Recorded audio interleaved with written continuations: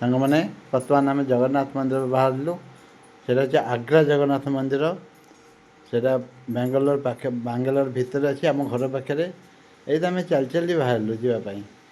ମୋ ସାଙ୍ଗରେ ବି ମୋ ଫ୍ୟାମିଲି ଯାଉଛନ୍ତି। ଏଇ ପାଖରେ ମେଟ୍ରୋ ଷ୍ଟେସନ୍, ଆମେ ମେଟ୍ରୋ ଷ୍ଟେସନ୍ ଯିବୁ। ମେଟ୍ରୋ ଷ୍ଟେସନ୍ରୁ ସେଠୁ ମେଟ୍ରୋ ରେଲ୍ରେ ବସିକିରି ଯିବୁ। ଏଇ ବର୍ତ୍ତମାନ ଚାଲୁଛୁ। ଏଇ ବହୁତ ଗାଡ଼ି ଘୋଡ଼ା, ଆପଣ ବିଶ୍ୱାସ କରିବେନି, ରୋଡ଼ ପାସ୍ ବି କରିହେବନି। ଧୀରେ ଧୀରେ ଯିବାକୁ ପଡ଼ୁଛି। ସାଙ୍ଗରେ ବି ଫ୍ୟାମିଲି ଯାଉଛନ୍ତି।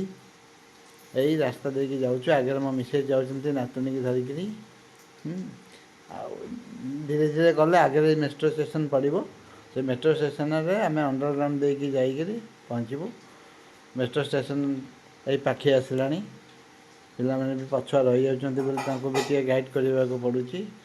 ସେଇ ଅଣ୍ଡରଗ୍ରାଉଣ୍ଡକୁ ଆମେ ଗଲୁ। ଅଣ୍ଡରଗ୍ରାଉଣ୍ଡ ଦେଇକରି ଆରପଟକୁ ମେଟ୍ରୋ ଷ୍ଟେସନରେ ବାହାରିବୁ। ଏଇଟା ଅଣ୍ଡରଗ୍ରାଉଣ୍ଡ ରୋଡ଼। ଚାଲନ୍ତୁ ଯିବା ବର୍ତ୍ତମାନ ମେଟ୍ରୋ ଷ୍ଟେସନ୍ ପାଖକୁ। ଏ ଅଣ୍ଡରଗ୍ରାଉଣ୍ଡ ଦେଇକରି ଉଠିଗଲା ପରେ, ଉପରକୁ ଉଠିଗଲେ ସିଡ଼ିରେ, ପିଲାମାନଙ୍କୁ ଡାକୁଛି, ପିଲାମାନେ ଆସ ଶୀଘ୍ର ଷ୍ଟେସନରେ ପହଞ୍ଚିଯିବା। ପିଲାମାନେ ବି ଚାଲିଛନ୍ତି। ଏଇ ମୋ ପୁଅ ସାଙ୍ଗେ ଅଛି। ଏଇ ନାତୁଣୀକି ଦେଖନ୍ତୁ ଆଜ୍ଞା, ଖୁବ୍ ଷ୍ଟାଇଲିଷ୍ଟ। ଦେଖନ୍ତୁ, ଏଇ ଆମେ ଏଥର ମେଟ୍ରୋ ଷ୍ଟେସନ୍ ସିଡ଼ି ଚଢ଼ିଲୁ। ବର୍ତ୍ତମାନ ମେଟ୍ରୋ ଷ୍ଟେସନ୍ ଉପରକୁ ଯିବୁ। ଷ୍ଟେସନରେ ଯାଇକରି ଏଇ ସାମ୍ନାରେ ଯେଉଁଟା ଦେଖୁଛନ୍ତି ସେଇଟା ହେଉଛି ମେଟ୍ରୋ ଷ୍ଟେସନ୍। ମେଟ୍ରୋ ଭିତରେ ଆମେ ପଶିବୁ। ବହୁତ ସୁନ୍ଦର ଜାଗା।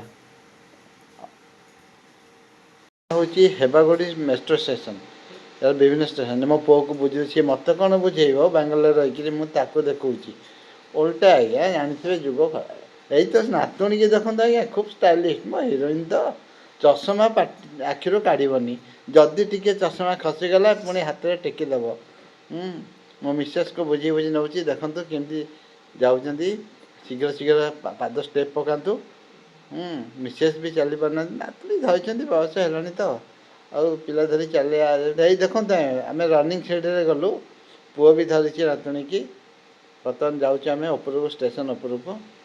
ମେଟ୍ରୋ ଟ୍ରେନ୍ ଆସିଯିବ। ଡାକୁଛି ପଳେଇ ଆସ ବୋଲି। ଡରୁଛନ୍ତି ବୋଧେ ଆଜ୍ଞା, ରନିଂ ସିଟ୍ରେ ଚଢ଼ିବା ଅଭ୍ୟାସ ନାହିଁ ତ। ଏ ବାବା, ଯାହା ହଉ, ଝିଅ ତାକୁ ଧରିକିରି ଉଠେଇଦେଲା ସିଡ଼ି ଉପରକୁ। ବର୍ତ୍ତମାନ ରନିଂରେ ଚାଲିଛନ୍ତି ସିଡ଼ିରେ।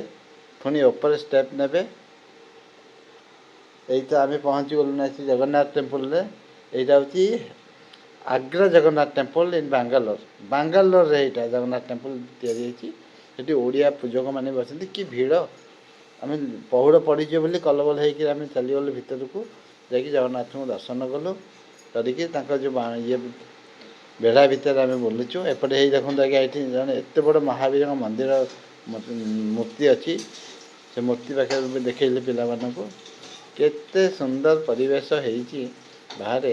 ଏଇଠି ବି ଜଗନ୍ନାଥ ପତିତପାବନଙ୍କ ମୂର୍ତ୍ତି ଗୋଟେ ରହିଛି।